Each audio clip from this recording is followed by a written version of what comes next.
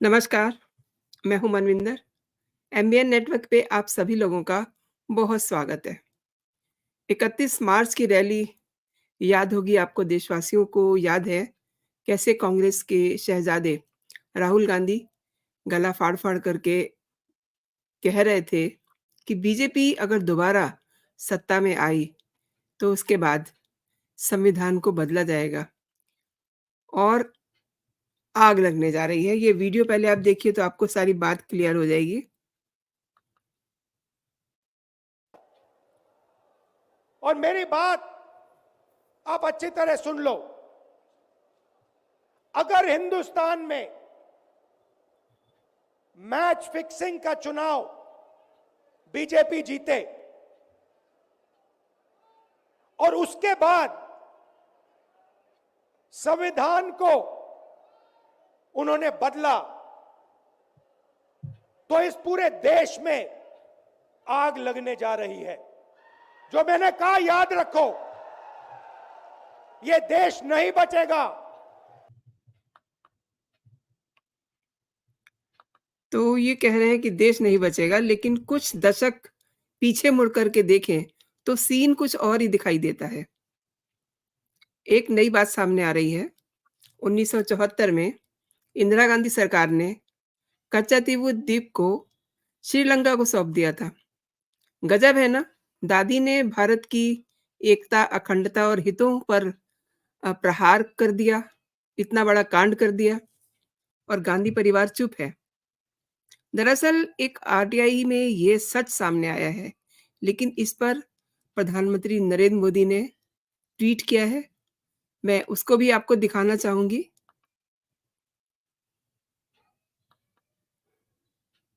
ये ट्वीट क्या कहता है?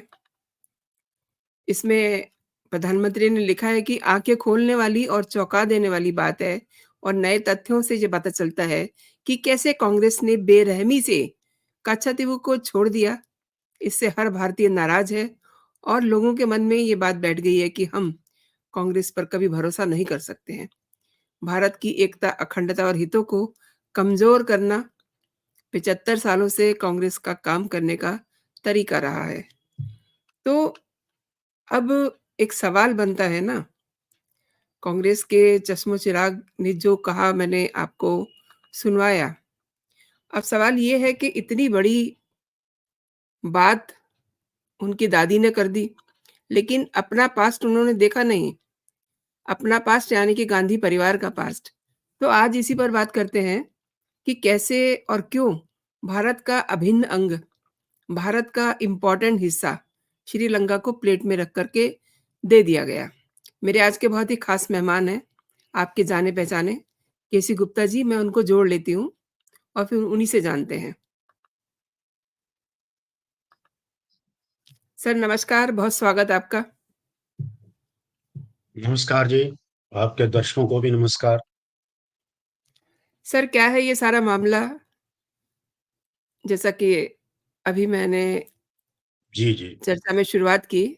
इनफैक्ट मैं जी, जी। आपसे एक नोट लेना चाहूँगी और समझना चाहूँगी कि श्रीलंका जी को हाँ। ये हिस्सा क्यों दे दिया गया? देखिए, क्यों दे दिया गया से पहले हम ज़रा इसको समझ लें कि ये जो द्वीप है, कच्चा तीबू जिसका नाम है, इसका इतिहास क्या है और इसका ये सर भूगोल मैं क्या है? स्क्रीनशॉट दिखा रही हूँ आपको। ये आप देख सकते हैं इसमें, दर्शकों जी के हाँ, लिए मैं जैसा आप दिखा रही दिखा हूँ। रहे हैं, नक्शे में जी। आपने इसकी स्थिति को दिखाया है, हुँ, तो हुँ। पाक स्ट्रेट जो भारत और श्रीलंका के बीच में जल मार्ग है, हुँ, हुँ। उसके मध्य के आसपास कहीं पर ये स्थित है। 285 एकड़ इसका क्षेत्रफल है और ये सुनसान प्रदेश है, यानी यहाँ पर कोई बस्ती नहीं है, अनइन्हेबिटेड। और ये 101.6 किलोमीटर यानी 1600 मीटर इसकी लंबाई है और इसकी चौड़ाई अलग-अलग स्थानों पे अलग-अलग है, जो मैक्सिमम 300 मीटर की है। यानी कुल मिलाकर बड़ी छोटी-सी जगह, 250 एकड़ आप समझ सकते हैं, जी, कोई जी। बहुत लंबा चौड़ा एरिया नहीं है। हुँ, हुँ। ये जहाँ तक नक्शे इसकी में स्थिति दिखाई का दे रहा है प्रश्न सर है, ये। दिस जी, this is the place actually. जी। जहाँ तक इसकी लोकेशन की बात है, तो रामेश्वरम जो भारत का बड़ा प्रसिद्ध टाउन है, वहाँ से 33 किलोमीटर उत्तर-पूर्व की तरफ है और जाफना जो श्रीलंका का है, वहाँ से 62 किलोमीटर है ये साउथ वेस्ट। ऐसी इसकी स्थिति है। श्रीलंका का एक और जो द्वीप बसा हुआ है, डेफ्ट, वहाँ से ये कुल 24 किलोमीटर की दूरी पर स्थित है। इस द्वीप पर केवल एक ही स्ट्रक्चर है, एक ही बिल्डिंग है, वो है सेंट एंथनी चर्च, जो 20वीं शताब्दी का बना हुआ है, जहाँ पर भारत और श्रीलंका दोनों देशों के ईसाई लोग जाते हैं। साल में उनका एक उत्सव होता है, जिसमें वो खास तौर पे शामिल होने के लिए जाते हैं और 2023 में भारत से 2500 ईसाई लोग वहाँ पे गए थे। वो जो फंक्शन उनका होता है, वो सब मुख्यतः रामनाथपुरम जो उनका उस तमिलनाडु का जो दक्षिण क्षेत्र है, वहाँ से वो लोग गए थे। जहाँ तक इसके इतिहास की बात है, इसका निर्माण जो है 14वीं शताब्दी में हुआ था, एक ज्वालामुखी के द्वारा। यानी उससे पहले यहाँ केवल समुद्र था। 14वीं शताब्दी में कभी ज्वालामुखी फटा, उसके परिणाम स्वरूप ये द्वीप अस्तित्व में आया। अब अस्तित्व में आने के बाद इस पर किसी का कोई दावा नहीं था, क्योंकि वैसे भी ज्वालामुखी फटने के 100-50 साल तक तो कोई वहां जाने की हिम्मत भी नहीं करता, क्योंकि ज्वालामुखी एक बार फटता है तो फिर बार बार वहां से लावा निकलता रहता है, तो बड़ा खतरनाक होता है। जी, बहरहाल, जी। वो जो मध्य युग था, अर्ली मिडिएवल एज, उसमें जो जाफना राज्य था, उन लोगों ने इस पे कब्जा कर लिया, उनका कब्जा था। चलिए जी, कोई बात नहीं। लेकिन जब 17वीं शताब्दी आई, 17वीं शताब्दी में इस पे जो अ, कब्जा हो गया भारत का, मतलब भारत का जो उस समय रामनाड जो राज्य था, तो 17वीं शताब्दी से उनके पास जो है ये आ गया। वो रामेश्वरम से कोई 55 किलोमीटर दूर एक स्थान है, रामनाथपुरम, और वहाँ के रामनाड जमींदारी, उनकी जमींदारी का एक प्रकार था, वो रामनाड के पास था। रामनाड राज्य आप छोटा सा समझ लीजिए, उनके पास ही आ गया। तो ये सब चलता रहा। ये बिल्कुल उन तमिलनाडु का जो रामनाड राज्य था, उनके पास रहा। 1921 पे अब सीधे हम आ जाते हैं, जब ब्रिटिश राज्य था, भारत और श्रीलंका दोनों ही उसके अंतर्गत थे। तो उस समय जो एक विवाद की शुरुआत हुई, श्रीलंका के जो लोग थे उन्होंने कहा कि साहब ये तो हमारा है, क्योंकि हमारे जाफना राज्य का अंग था। हालांकि उसके बाद इतने सदियों तक, शताब्दियों तक भारत का रहा।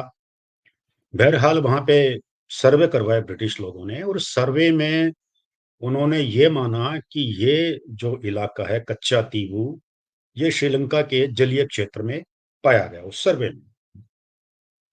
लेकिन इस बात को जो भारतीय प्रतिनिधिमंडल था, अंग्रेजों का, ब्रिटिश जो प्रतिनिधिमंडल था, उन्होंने इस बात को स्वीकार नहीं किया, उन्होंने इसको चुनौती दी।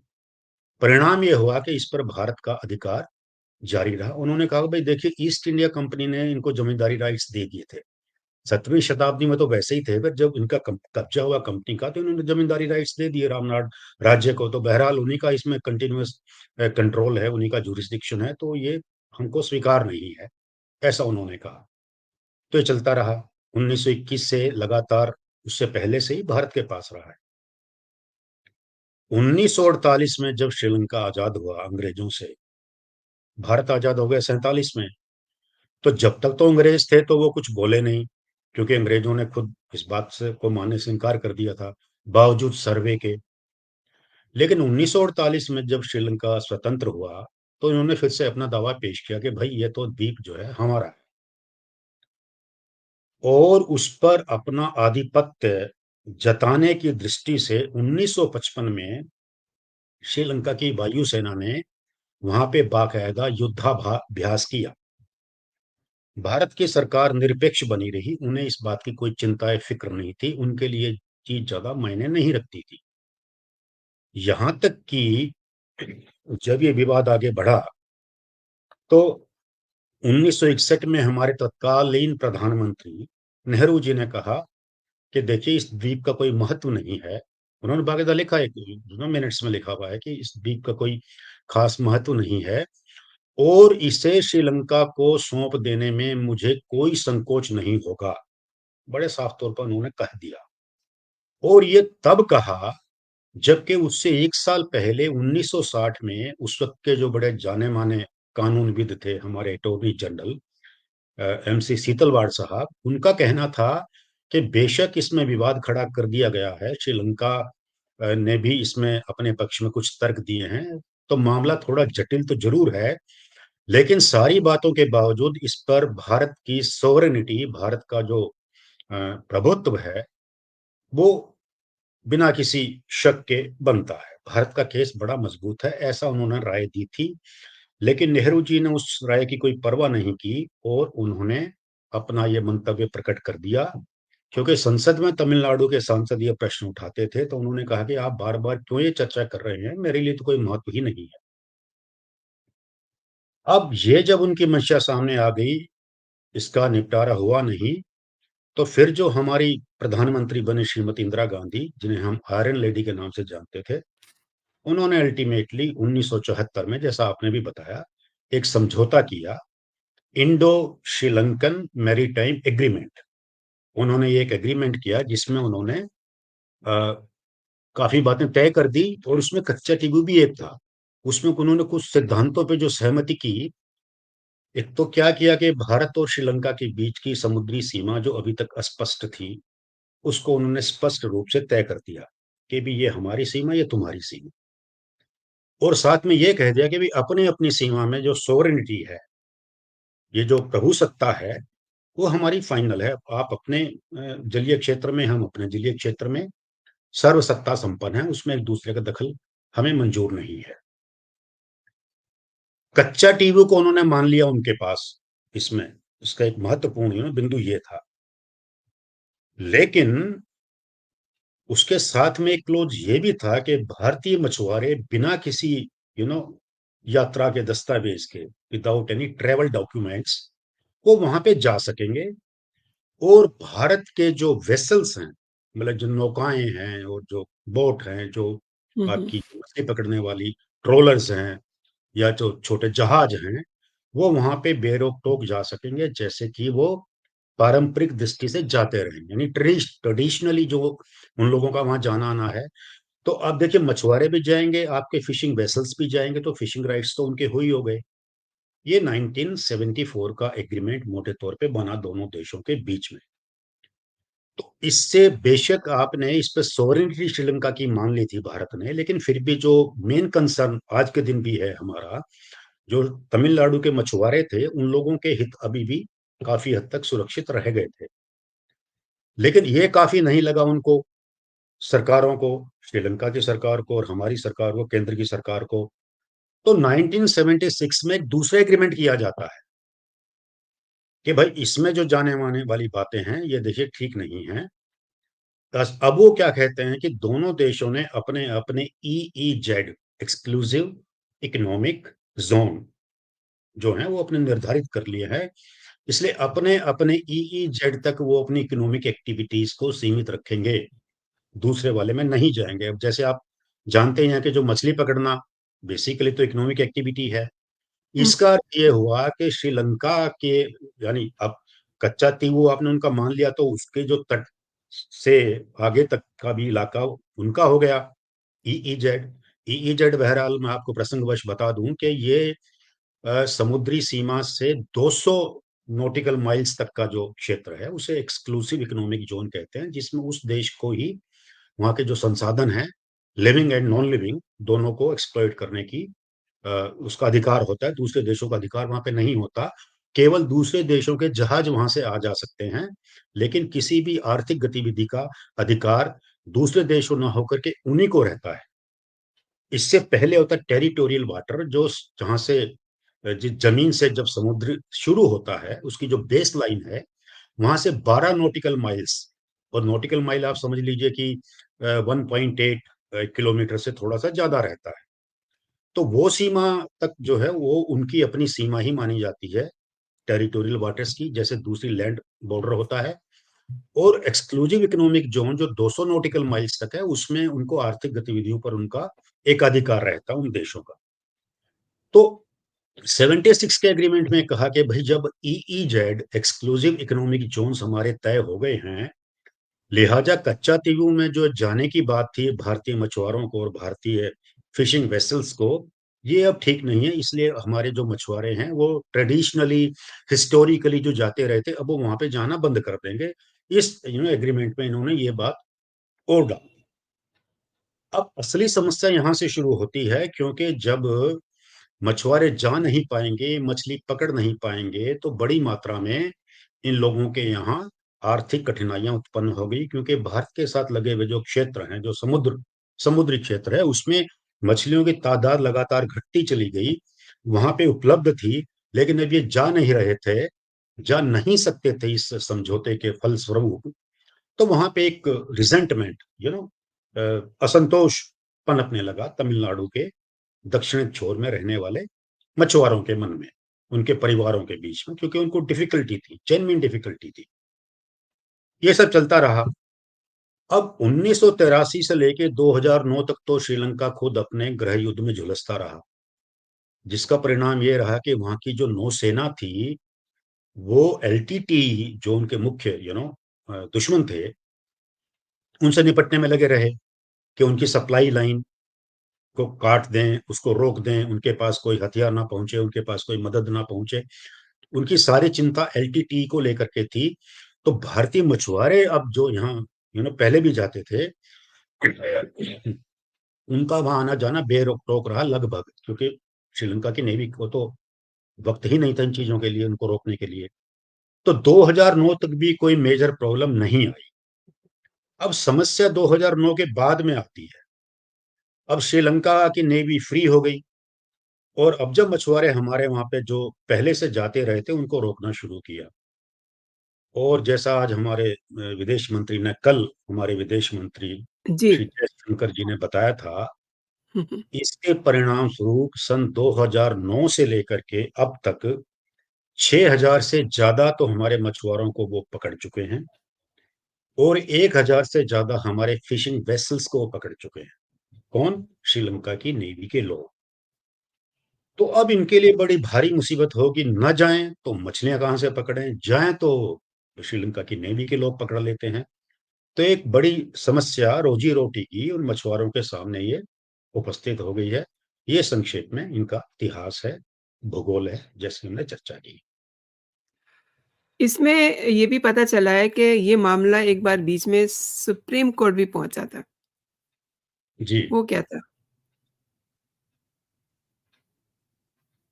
देखिए, इस समझौते के बाद जो दिक्कतें इनको आ रही थी मछुआरों को, तो ये तमिलनाडु में एक इशू बन गया, एक राजनीतिक इशू बन गया। और जो वहां की पार्टीज हैं, DMK as well as AIADMK, इन दोनों को उनके हितों का ख्याल रखना था।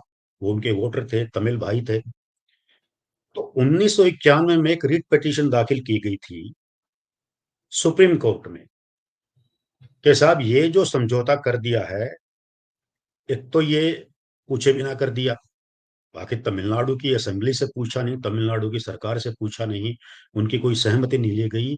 दिल्ली ने, यानी केंद्रीय सरकार ने अपने आप ही ये कर दिया, और जिससे हमारे मछुआरों के हित बुरी तरह से प्रभावित हो रहे हैं। तो ये समझौता गलत है, इसको आप खारिज करने के ऑर्डर करिए, ये प्ली लेकर के। दूसरा आधार उनका था जो संविधान पर आधारित था, संवैधानिक जो उनका ग्राउंड था, कॉन्स्टिट्यूशनल ग्राउंड, वो ये था कि साहब, इस देश का कोई भी हिस्सा संविधान में संशोधन किए बगैर तो दिया ही नहीं जा सकता। कैसे दीजिएगा? संविधान जो भारत का बना था, उस समय जो भारत की पूरी टेरिटरी थी, उस पे लागू होता था। तो अगर आपको उसमें कुछ कतर ब्योंत करना है, कुछ कम ज्यादा करना है, तो फिर आपको संविधान में संशोधन करना पड़ेगा, उसके बिना आप नहीं दे सकते। तो ये प्ली लेकर के इस आधार पर ये याचिका वहां पे दाखिल हुई थी। और कारण उसका, जैसे मैंने बताया, वो असंतोष जो तमिलनाडु के मछुआरों में था, वो उसका कारण था। आपने बहुत सही कहा और बहुत बड़ी बात कही है। जैसा कि शुरुआत में मैंने प्रधानमंत्री नरेंद्र मोदी का ट्वीट दिखाया और इससे पहले हम्म, एक अपने क्लिपिंग भी देखी जिसमें राहुल गांधी कह रहे हैं कि संशोधन जी संविधान जी। में हो जाएगा और देश में आग लग जाएगी। तो ये जो जी, तोहफ़े में श्रीलंका को द्वीप दे दिया गया, ये मतलब गलत नहीं था। जैसा कि आपने बताया कि अभी हुँ। इकोनॉमिक पॉइंट भी इसमें आ रहा है और इसमें जी हाँ। मछुआरों के भेष में आज की तारीख में अब तो आप समझ ही रहे हैं कि जो आतंकवाद का लेवल है वो कहाँ तक पहुँच चुका है। बहुत सारी lot of things are there ना। तो ये कितना मतलब देखिए सही निर्णय था इंदिरा गांधी जी का। जी हाँ। अभी आपने जो बात की इसके 2 पहलू मुझे साफ तौर पे नज़र आए हैं। एक तो ये कि जो निर्णय किया गया क्या वो सही था? जी, उसके उसकी मेरिट और डिमेरिट की चर्चा हम यहाँ पे कर सकते हैं। दूसरा जो आपने ऑब्वियसली। आतंकवाद का ज़िक्र किया, तो उसमें तो मैं समझता हूँ कि आतंकवाद उस रास्ते से आता हो हमारे पास ऐसी कोई बात अभी तक सामने नहीं आई है। ऑन द अदर हैंड हमारे मछुआरे वहाँ पे जाते रहे हैं, वहाँ से लोग इधर नहीं आ रहे हैं। हमारे मछुआरे जाते थे जिनका जाना वहाँ पे बंद हो गया है, तो उनके सामने इकोनॉमिक प्रॉब्लम आ गई। अब बात आती है कि ये जो समझौता कर दिया गया था, इसकी मेरिट पे, तो बड़ी साफ-सी बात है कि ये समझौता एकदम गलत था और जो जयललिता जी ने जो याचिका की थी, हम उससे पूरी तरह सहमत हैं, दोनों ही बातें। ये माना कि विदेशों के साथ समझौते करने का टेक्निकल, लीगल अधिकार केंद्र सरकार के पास है, लेकिन जब आप प्रजातंत्र में हैं, तो ये ज़रूरी है कि जो संबद्ध राज्य सरकार हैं, जहाँ के लोगों पे इसका इतना बड़ा प्रतिकूल प्रभाव पड़ने वाला है, तो आपको उनसे सलाह-मशवरा लेना चाहिए था, उनकी राय ज़रूर लेनी चाहिए थी, जो कि आपने नहीं ली। ये आधार। और दूसरा संवैधानिक आधार भी बिल्कुल सही है कि जब आप देश की टेरिटरी को किसी दूसरे देश को दे रहे हैं, तो ये आप बिल्कुल उसी प्रक्रिया से चलना पड़ेगा जैसे कि आप संविधान में संशोधन कर रहे हैं। तो ये हमारे हिसाब से तो बिल्कुल जो है उनका कहना जो याचिका गई थी सुप्रीम कोर्ट में, उन्होंने बिल्कुल ठीक कहा था। अब ये है कि इसके पीछे माइंडसेट क्या काम करता है? जी, जो हम देख रहे हैं कांग्रेस के बड़े महान नेता हुए हैं, वो बड़े महान जो नेता माने जाते हैं, जवाहरलाल नेहरू जी, जिनका हमने ज़िक्र किया, जिन्होंने ये राय इस प्रकार की दी थी। उनकी यदि आप कार्य व्यवहार देखें भिन्न-भिन्न विषयों पर, तो आप पाएँगे कि नेहरू जी बड़े उदार हृदय थे। उनका दिल बहुत बड़ा था, बहुत ही बड़ा था। उनका दिल इतना बड़ा था कि वो चाइना को खुश करने के लिए तिब्बत उनको सौंप सकते थे बिना किसी कंटेस्ट के। उनका दिल इतना बड़ा था कि जब अक्साई चिन हज़ारों एकड़ ज़मीन जब चाइना ने हमसे ज़बरदस्ती छीन ली लड़ाई करके जिसमें हम हार गए थे, उसके बाद भी नेहरू जी का कहना संसद में ये था कि वहाँ तो घास का तिनका भी नहीं उगता, आप काहे को बवेला मचाए हुए हैं। नेहरू जी का दिल इतना बड़ा था कि इसी मामले में यदि हम कहें कि साहब कहा कि हमको तो कोई संकोच होगा नहीं, आप देना है तो दे दीजिए। नेहरू जी का दिल इतना बड़ा था कि सन 47 में ही जब पाकिस्तान के कबाइलियों ने आक्रमण किया था कश्मीर पर, तो स्वयं ही यूएनओ में चले गए थे कि साहब जो है युद्धबंदी के लिए हम तैयार हैं, हम कर देंगे युद्धबंदी और आप जो है हमारा फैसला करवा दीजिए। तो नेहरू जी ज़रा बहुत विस्तृत उसके दिमाग के थे, बड़ा ब्रॉड माइंडेड थे, बड़े उदार हृदय थे, तो ये बातें हैं। उसके पीछे तो ये सोच है। अब यदि कोई क्रिटिक होगा उनका, हम तो एक निरपेक्ष भाव से बात कर रहे हैं। लेकिन उनके विरोधी तो ये भी कहते पाए गए हैं कि साहब वो तो एक बादशाह की तरह से बिहेव करते थे। यानी उनके कार्य व्यवहार में बादशाहत की बू आती थी, जहाँ पे सम्राट ये कहता मानता है कि सारी धरती मेरी, सारी ज़मीन मेरी, मैं जिसको चाहे दूँ, जिसको चाहे मना कर दूँ। जबकि गणतंत्र में ऐसा नहीं होता है। गणतंत्र में सारी ज़मीन का मालिक गण है, जो इस देश की संपूर्ण जनसंख्या जिसका एकमात्र सर्वोच्च प्रतिनिधि भारत का राष्ट्रपति है, वो भी केवल प्रतिनिधि है, वो भी अपने आप नहीं दे सकता है। तो गणतंत्र के प्रति आस्था का अभाव और स्वयं को सर्वे सर्वा मान लेने का भाव, ये मानसिकता हम समझते हैं कि इसके पीछे है। अब इंदिरा जी ने क्या कहा देखिए, नेहरू जी तो ख़ैर वो कह के रह गए, किया नहीं उन्होंने। जब इंदिरा जी ने ये दिया था और उस वक्त भी बात आई थी संसद में, तमिलनाडु के जो सांसद थे उन्होंने विरोध भी किया था और उनको तो बताया भी नहीं गया था। उन्होंने कहा कि साहब हमको पता चला कि ऐसी कोई आप लोगों की यानी कि दोनों सरकारों की, केंद्र सरकार भारत की और श्रीलंका की सरकार के बीच में कुछ सीक्रेट नेगोशिएशन हो रहे हैं इसको लेकर के, तो हम अपना विरोध इस पर प्रकट करते हैं, ऐसा उनका कहना था। तो इंदिरा जी ने कहा था कि देखिए आप जो बात कह रहे हैं हम समझ रहे हैं, लेकिन हमको ये भी देखना पड़ेगा कि इस समस्या का दूसरा पहलू है। और दूसरा पहलू ये है कि हमें श्रीलंका के साथ, अपने पड़ोसी मुल्क के साथ अच्छे संबंध भी बनाने हैं। तो आप जो कह रहे हैं वो एक ही बात नहीं है। अर्थात आप अपने पड़ोसी से अच्छे संबंध बनाने की दृष्टि से उनको अपनी टेरिटरी दे देंगे, तो ये भी बड़ी उदार हृदय की बात है। तो मानसिकता देखिए मुझे लगता है कि हमारे उस समय के तत्कालीन जो नेता थे, बहुत बड़े-बड़े नेता थे, उनके दिल बहुत बड़े थे और उनको इन चीज़ों में भई वो बड़ा जिद कर रहे थे। श्रीलंका के जो लोग थे देखिए छोटा देश होने के बावजूद भी वो लोग बड़ा जिद कर रहे थे कि नहीं जी हमको तो चाहिए, चाहिए, चाहिए, चाहिए। तो इन्होंने कहा जी ठीक है अब तुम इतना ही जिद कर रहे हो तो हम दे देते हैं। तो इस प्रकार की एक अप्रोच जो कुछ हद तक कैजुअल थी, जिसमें देश की टेरिटोरियल इंटीग्रिटी, क्षेत्रीय संप्रभुता के प्रति श्रद्धा और निष्ठा का अभाव मुझे दिखाई पड़ता है। तो ये मुख्य तौर पे उसके कारण थे। आपने बहुत सही कहा, हमारी जो सेना है वो एक-एक इंच के लिए कितनी सारी शहादतें हो जाती हैं और ये इतना बड़ा उनको जो है भारत का अभिन्न अंग प्लेट में रख कर के सौंप दिया। आज की तारीख में आप इसे राजनीतिक परिप्रेक्ष्य में किस तरीके से देखते हैं? देखिए राजनीति तो ये है कि उसकी तो शुरुआत हो चुकी है।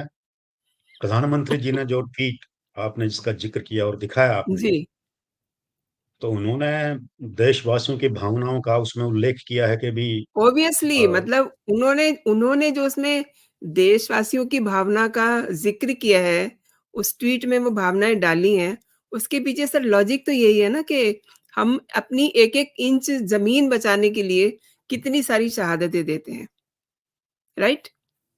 जी हाँ, आपने तो ठीक उन्हों कहा। ये जिन लोगों को पता नहीं था और अब पता चला है, तो उनके मन में ये भावना आना स्वाभाविक है कि उस समय कांग्रेस ने जो किया, वो सही नहीं किया। और खासकर तमिलनाडु के लोग, हालाँकि हम कहीं पढ़ रहे थे कि उसमें उनकी तरफ से ये कहा गया था कि जी हमने जो उस समय के मुख्यमंत्री थे तमिलनाडु के, उनको सूचना दे दी थी। और कहीं ये जी। बात भी आई है कांग्रेस की तरफ से कि उनको पहले कॉन्फिडेंस में ले लिया गया था। हुँ, अब हुँ। वास्तविकता क्या है हम नहीं जानते।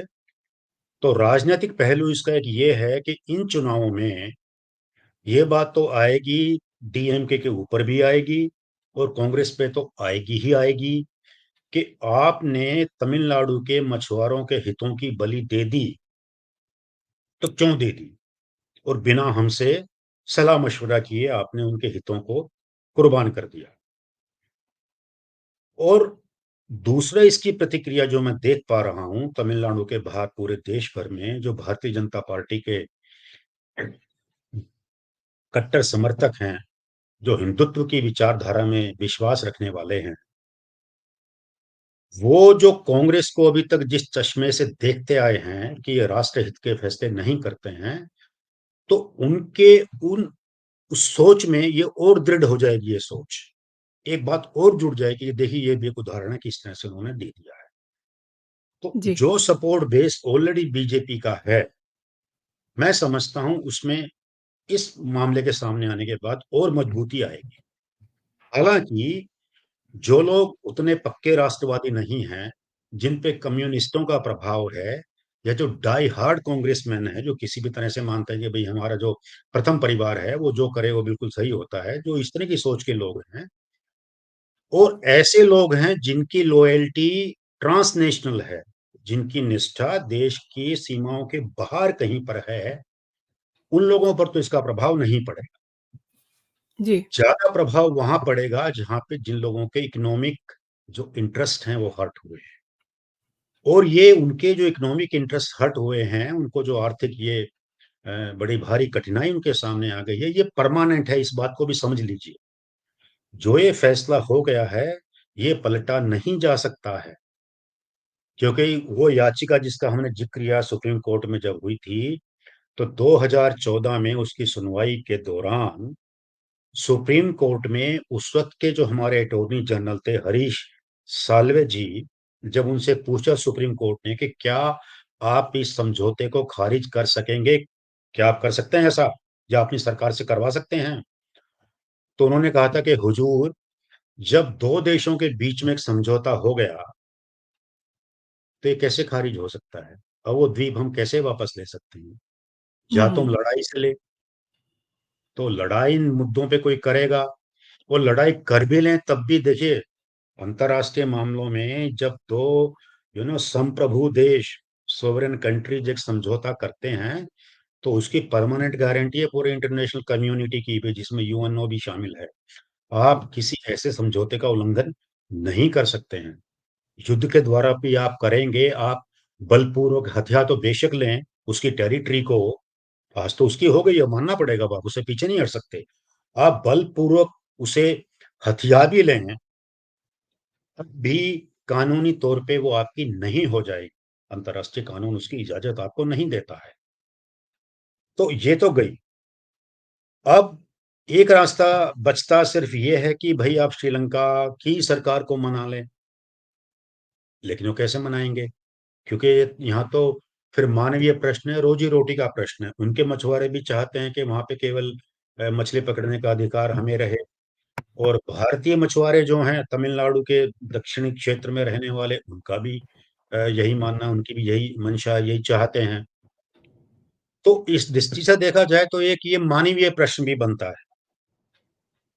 लेकिन ये रिवर्स हो सकेगा, इस बात की संभावना, कोई कोई व्यावहारिक संभावना हमको दिखाई नहीं पड़ती है। इसीलिए ये राजनीतिक तौर पे ये प्रश्न उठेंगे ही कि जिन पार्टियों ने उनके उनके हितों के साथ इस प्रकार का विश्वासघात किया है, जी। तो लोग उनसे जवाब माँगेंगे। जी, जी। अब आप ही की बात अगर मैं समझ पा रही हूँ ठीक से तो अ, राहुल गांधी तो खुद ही जाकर के विदेशों में अपने देश की बुराई करके आते हैं और उनसे उनसे क्या माँगा जाएगा, उनसे क्या कहा जाएगा? और उनके तो शायद मतलब जो उनका एक मेंटल लेवल है, उन्हें ये पता भी नहीं होगा कि इसका क्या नुकसान है, क्या फ़ायदा है। उन्हें तो जो किसी ने पढ़ा दिया, बता दिया, बस वही अ, वो बात करते हैं। देखिए ये तो ख़ैर हम टिप्पणी नहीं कर पाएँगे उनके मेंटल लेवल के बारे में। जी। लेकिन इतना ज़रूर है कि जो उन्होंने कहा कि जैसा आपने शुरू में ज़िक्र किया था कि संविधान बदल देंगे और ये कर देंगे, वो कर जी, जी, देंगे। मैं आपको दोबारा से वो ये उनका राजनैतिक क्लिपिंग दिखा बयानबाज़ी देती है, हूँ। मैं कहानी और आपको क्लिपिंग दिखा देती बयानबाज़ी हूँ। है। और मेरी बात आप अच्छी तरह सुन लो। अगर हिंदुस्तान में मैच फिक्सिंग का चुनाव बीजेपी जीते और उसके बाद संविधान को उन्होंने बदला, तो इस पूरे देश में आग लगने जा रही है। जो मैंने कहा याद रखो। मैंने जो सर मेंटल लेवल की बात की थी ना, कि देश हुँ, में आग लगने जा रही है। वो हुँ। नहीं समझते कि वो क्या कह रहे हैं, ये मेरा जी, मतलब था। जी। आपने सर मेरे शो के लिए समय निकाला दूसरी और दूसरी बात, जी, 1 मिनट में कैरी इसमें ऑन। आपकी बात को ही जी, कैरी ऑन। इसमें देखिए दोनों बातें हो सकती हैं। एक तो जो आपने कहा कि वो नहीं समझ रहे क्या कह रहे हैं, और दूसरी बात ये भी हो सकती है कि वो अच्छे से जानते हैं वो क्या कह रहे हैं। वो अपनी निराशा और हताशा में भी इस तरह के बयान दे रहे हो सकते हैं, नो डाउट क्योंकि ये हताशा अब भी है उनको जब उनके इस लगता है कि बात में और उनका निराशा भी है। राजनीतिक, जब उनको लगता है जी, कि राजनीतिक भविष्य उनका अच्छा नहीं है, तो उस हताशा में भी इस तरह की बातें हो सकता है वो कर रहे हों। जी। सही कहा आपने उनकी जब वो ऐसी बातें करते हैं तो नॉर्मली उनकी हताशा और निराशा ही सामने दिखाई देती है क्योंकि हार सामने दिखाई जी, दे रही है उनको, अपनी हार सामने दिखाई दे रही है ना, तो इसलिए जी। जब इंसान को ये दिखता है कि मैं तो हार रहा हूँ, तो उसे अपने मन को समझाने के लिए कुछ ऐसी बातें अक्सर लोग कर देते हैं। सर, आपने मेरे शो के जी, लिए समय निकाला और मेरे दर्शकों को जानकारी दी। बहुत-बहुत धन्यवाद आपका। नमस्कार। जी। जय हिंद, धन्यवाद। जय भारत। नमस्कार। जय हिंद।